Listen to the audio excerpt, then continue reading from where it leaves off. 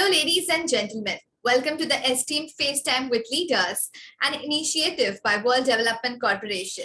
I am Falak Khan, anchor at World Development Corporation. FaceTime with Leaders is a platform for industry titans to share their experiences, thoughts, ideas, and best practices in order to inspire one another and future leaders. In a nutshell, we attempt to encapsulate the multi-decadal learnings acquired by these industry leaders. We also hope that by conducting these FaceTime with Leaders interviews, we can bring together a global community of eminent personalities. By bringing together such visionaries on one platform, we hope to play a part in inspiring the lives of other leaders. Great learnings from great leaders undoubtedly assist everyone by identifying, nurturing, and using the trade secrets that are proven success formulas for many. And this is what we aim for with these sessions by making them a gathering of industry stalwarts and a knowledge-sharing community. We have one such industry titan on FaceTime with Leaders with us today, Mr. Raghuraman Subramaniam. Hello, welcome, Mr. Subramaniam. Mr. Subramaniam is a highly accomplished telecom industry professional with over 2.5 decades of experience. He has indubitable expertise in design engineering strategy, new product development, technical project management and research, and designing with a proven track record. Currently, he is serving as the role of VP R&D at Mavenir Systems, whereby he has been instrumental in implementing key platforms and solutions, such as the near real-time RAN intelligence controller and SaaS-based enterprise messaging. So we are glad to have you here with us on FaceTime with Leaders today, Mr. Subramaniam. Thanks, Falak. Thanks for having me in this very important session, and I'm truly privileged to have this session. Thank you so much. So, Mr. Subramaniam, could you please let our viewers know about your career journey of reaching the post of VP R&D at Mavenir Systems? Sure. So I passed out of completed my graduation from BITS Pilani in 1996. I did what's called a dual degree with the BTech in electrical electronics and a master's in economics. So I got a place through the campus placements at Tata Elxsi, and I joined Tata Elxsi in 1996. I was there in Tata Elxsi for about 4.5 years. It was a wonderful journey for me, starting my career in a very, very exciting company to work with. And as part of my stint in Tata Elxsi, I had also been to IBM for about 1.5 years. And the work in IBM, apart from being a new technical inputs that I received as in the early part of my career, the professional and methodical way of working in typical MNCs and the way they approach problems, I think those kind of learnings really helped me in my career. So that made a big impact on my stay in IBM. And once back, I actually, from Tata Elxsi, then I moved to Ericsson in Germany. So that was my entry to the telecom world. So Ericsson, I joined in about, I think, March 2001. So I started my telecom journey in Ericsson, and then it was, again, a wonderful learning experience. I was pretty lucky to get into a top telecom vendor and working in an environment, European environment, which was really a very, very fruitful experience for me. And getting to work on 2G, 3G, which were at that point in time, early 2000s, was like the hot areas to work with in telecom. So I did get an opportunity to work on those. And then I also took my opportunity to take hold of some work that was getting transferred from Finland to Germany. So I proactively took up that role, and I was like the technical lead for that work that got moved to Germany from Finland. And I also mentored a small team there in Germany once I took this work up. And it was a fantastic journey at Ericsson, and I would say I was there till about 2005, for a little more than 4 years, and when I decided to move back to India. And I joined a company called Ribbon Communications. It was previously known as Sonos Networks when I joined. Now it's Ribbon.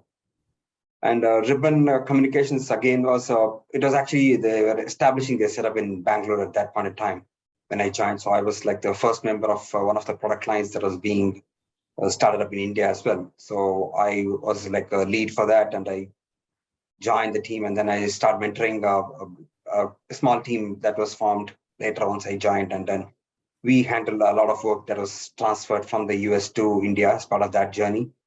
And after a few years of contributing individually as a technical lead, I transitioned to I would say, techno-managerial role. And I started managing a small team. And then I also managed delivery of a very, very important and a very, very profitable product for Sonos at that point in time for a tier 1 operator. So Sonos was also a fantastic experience. I mean, it's still telecom, but completely new set of protocols, new domains. So a great learning. I was there in Sonos for about 7.5 years. And in 2012, I moved to Mavenir. So Mavenir has been my longest stint and perhaps the most productive journey of my career. And I've been around since then, and starting with a small team of about 6 people and managing a single product line. I've grown up to a role from a director to a senior director, associate VP, and finally to a VP, which is my current role, managing multiple products and manage teams of up to about 85 people. And it's been a great journey. And that's been my journey so far. That's really great. Indeed, you've come a long way from, one job to another. I'm sure it's been like a real, like a real growth. So which of your job roles have you enjoyed the most throughout your career journey? If it's a question of just enjoying my work, I would say perhaps the first, Tata Elxsi. Okay. Apart from being just the first entry into the corporate world, I would say the combination of new learning, a fantastic set of colleagues, great managers that I had, and the whole work environment, it was, I would say, as a package, I think that was probably the best in my career so far. Every other job would always have something other. There'll be some good learning, sometimes a good team. But as a combination of everything, I think Tata Elxsi is still my favorite, probably the most enjoyable phase of my career. That's wonderful to know. So you've been honored with the Pinnacle Award, which is the highest leadership award in Mavenir. Could you let our viewers know how you came about achieving it? So I would say it's been probably a good contribution over the years for which I was thankfully I was chosen to receive that award last year. So I would say I've had fortunate to have a wonderful team, have a great set of team who've been around with me for a long time. My immediate leads have all been with me for more than 5 to 7 years at least. So it's been a great journey having this team around, and that's helped me, reach this level. I would say probably a couple of important points that's helped, achieve this Pinnacle Award.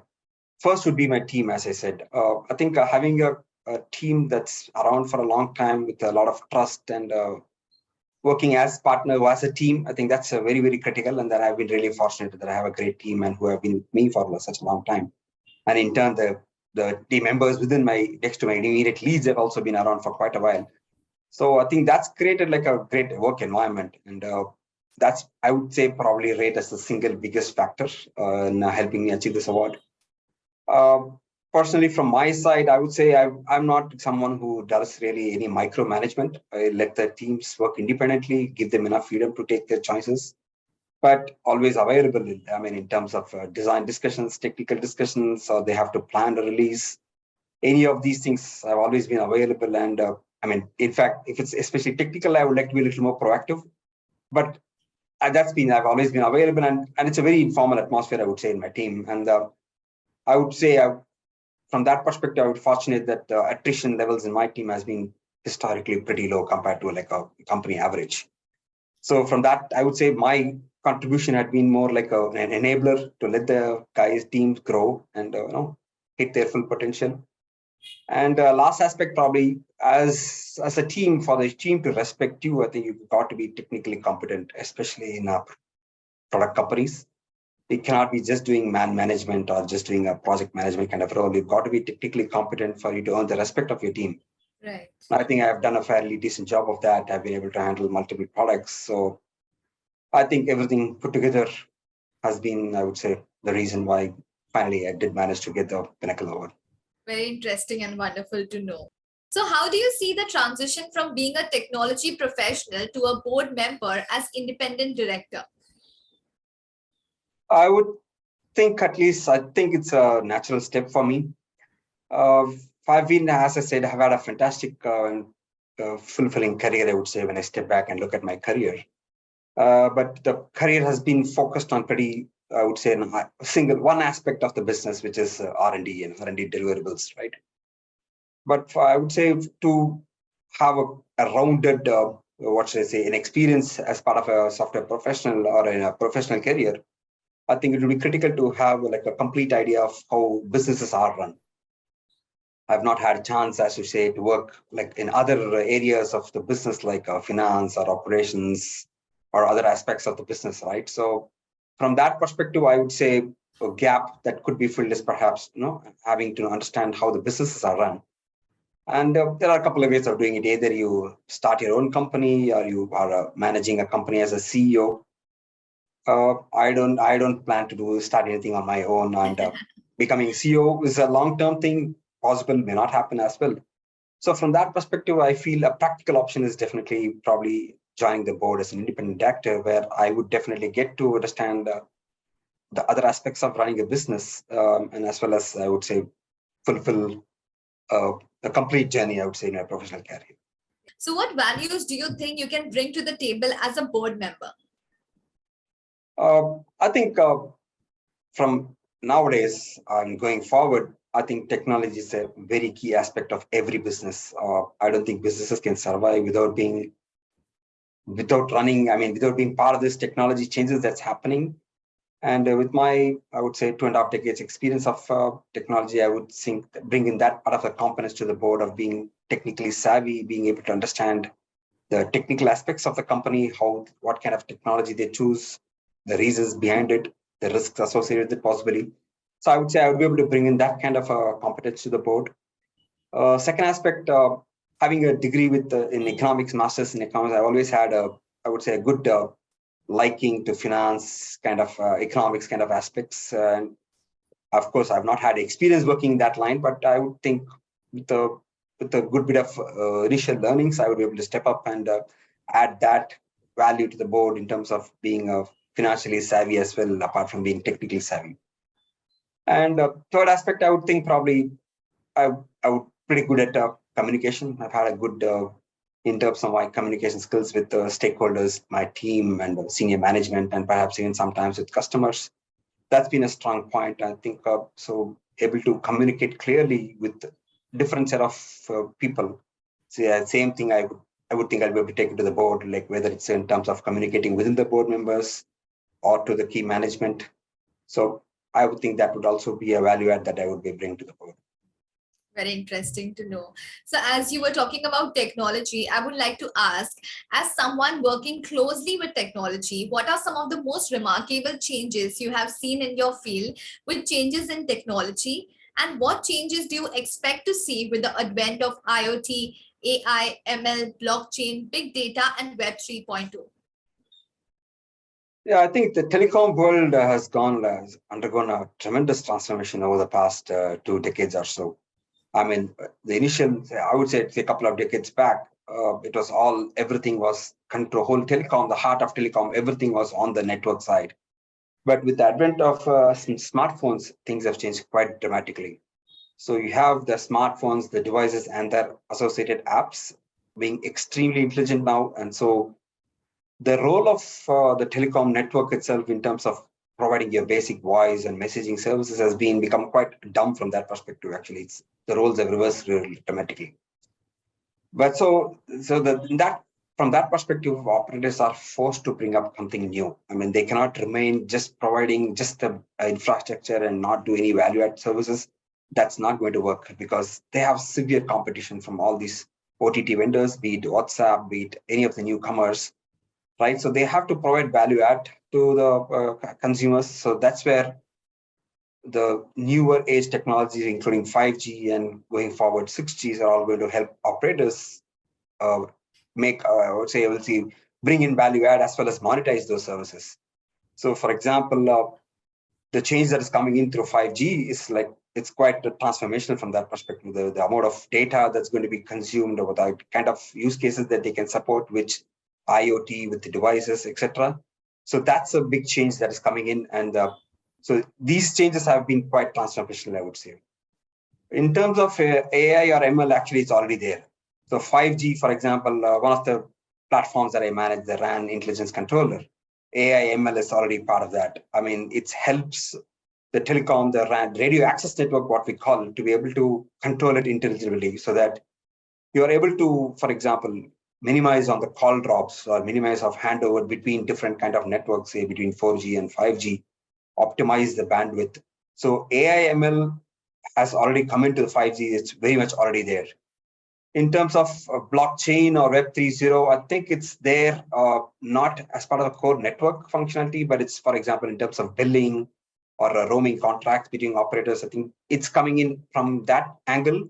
It's not there yet in the core networks, but I wouldn't be surprised in the next decade or so, even these technologies also make a mainstream impact on the telecom networks. Yes. So as you know, we are building a community of industry magnets. The move is meant for cross-pollination of knowledge and building a knowledge-sharing community of corporate giants and industry experts. So what are your thoughts about this initiative taken by Mr. Sushant Pathan, Mr. Hemal Mehta, and the whole World Development Corporation team? I think it's a great initiative. Getting into the board has a lot of significance with respect to networking. So I think it's quite a good initiative that you're bringing in to network a lot of people who are already in the board as well as aspiring board members.